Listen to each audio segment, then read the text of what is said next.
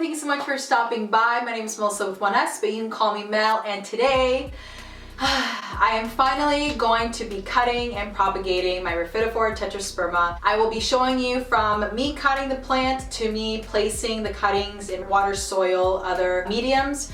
I will be trying a few methods. I will be trying perlite, water, and soil, just because I have done it before with another plant, but I don't know, I want to try the just pure perlite option, and also with water. I think I did it once last year, but originally I did 2 cuttings in soil. So we're gonna test things out and see which one does the best as well, and maybe I'll kind of just do one moving forward after this experiment. But yeah, so stick around, give it a thumbs up or a thumbs down if you like this video, subscribe. Shout out to my subscribers, you guys are awesome, thanks for sticking around. And yeah, so let's go cut my Rhaphidophora Tetrasperma. So I do have 2 Rhaphidophora Tetraspermas, so they're both vining on either side of this skid. I am gonna go ahead and cut the one on the right just because it is a little taller. So I do need 3 cuttings. I need 1 for perlite, 1 for water, 1 for soil. So I think I'm gonna be cutting up to here. So this is the one, so this is the node, so you wanna cut after the node. I don't wanna do it, I don't wanna do it. Okay, let's do it. Oh my gosh. Oh my god, I'm so sad actually. So this is the first time I've cut this plant, but all right, we did it. It's fine. Let's move on. So we're gonna propagate it, see how it goes. So we're gonna go back, sit down, and place these in the medium. All right, so now that we have our Rhaphidophora Tetrasperma cutting, I'm gonna now cut it into the 3 that I want. By the way, I did clean these. They're sterilized before I cut it, so you definitely want to do that. That way they're not dirty from like another plant. So you wanna cut in between the nodes. So the node is where the leaf comes from. You'll see kind of a little aerial root starting to grow. So I'm gonna cut after, and then before, or before and after.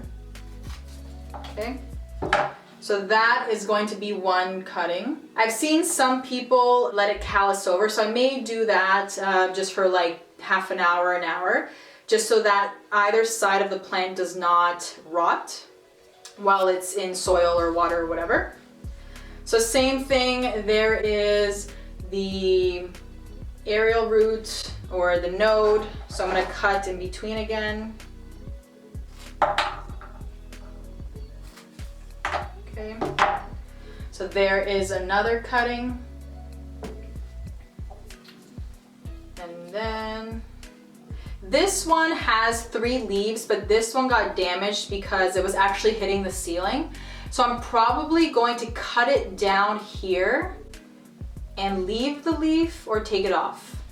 So I'll think about that. But I'm actually just going to cut the bottom of this, just like that, and probably going to stick that in to soil or something.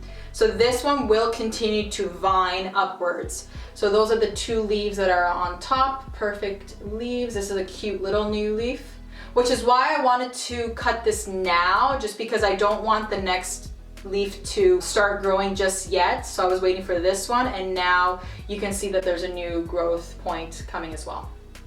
Okay, so that's 1, 2, and 3.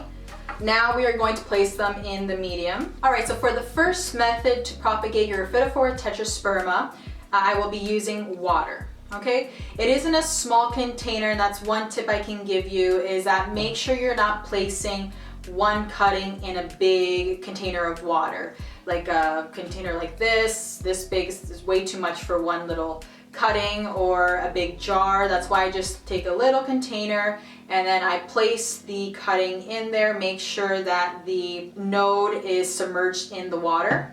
Now another tip that I have is cutting some other plants. So here I cut a couple of cuttings from a heart-shaped philodendron and a golden pothos. So I am gonna go ahead and just cut off probably this leaf right here, because if a leaf is underwater, it's going to rot as well. So just clean it up a bit. And then I'm gonna also submerge this into the water. For some reason, science, When you mix another plant with a golden pothos or a philodendron like heart-shaped philodendron, Brazil philodendron, somehow it helps the other plant root quicker in water. So I would definitely recommend that. It's worked for me. Let me know if it's worked for you. I'm also gonna grab this heart-shaped philodendron cutting just because it's becoming a little leggy, so I'm probably going to do even more cuttings on this guy just because I want the leaves to be a lot bigger. And then, whoop. And these are no good because there's no node, so nothing's gonna happen. And then this guy as well, I'm going to cut just the bottom part of just below the node and then stuff it in here as well. And there you go. So that is my first set of propagations with the Rhaphidophora Tetrasperma, and then I will place this into my propagation container just so I can increase the humidity as well. Now we are going to do the other two methods. So one of them is going to be soil and then one of them is going to be perlite. So I'm just going to go ahead and fill these up. All right, so now that I have placed some perlite in one container, a small grow pot, and then some mixture of soil, perlite, and orchid bark in another, I'm going to place the cuttings in there now. I have not used root hormone help, I guess you can say. So let me know if it's worked for you when you put the root hormone on it, but I don't use that and I've still been successful with my propagations. Maybe it takes them a little longer, but I'm okay with that. So I'm just gonna place it in the soil. I'm not gonna put it too low just because I don't want it to, again, rot.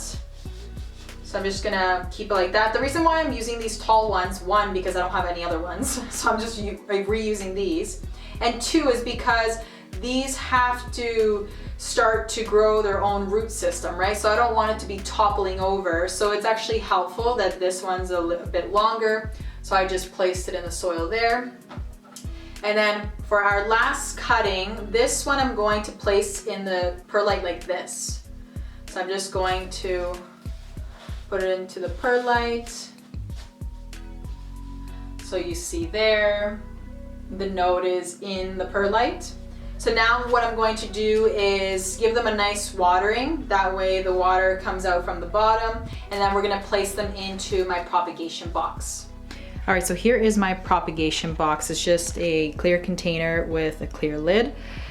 So I just place some plants that I'm either propagating, rehabbing, or plants that I want to help by increasing the humidity. So I have placed the Rhaphidophora Tetraspermas in here. So 1, 2, and the cuttings from the water are there. You see here I have a cutting there, some multiple cuttings there. My Birkin, the one that I just bought, I just posted a video, I think it was Wednesday on that plant. And then a few other plants. I have String of Hearts propagation, and then I'm rehabbing this guy because he did get root rot. But yeah, so I will leave it in here. I just spray the container. I probably won't add any more water unless they dry out quickly, but other than that, I will just leave them in here, monitor them, make sure that guy has water in it, and yeah, so we will check in with them in, I would say, 4 to 6 weeks, and then see what happens. So I hope you enjoyed propagating my Rhaphidophora Tetrasperma with me. Leave a comment down below what plants you're propagating right now. I am interested in showing a few more propagations using different plants. So give it a thumbs up or a thumbs down depending on if you liked this video. Thank you so much for sticking around, and I will see you soon.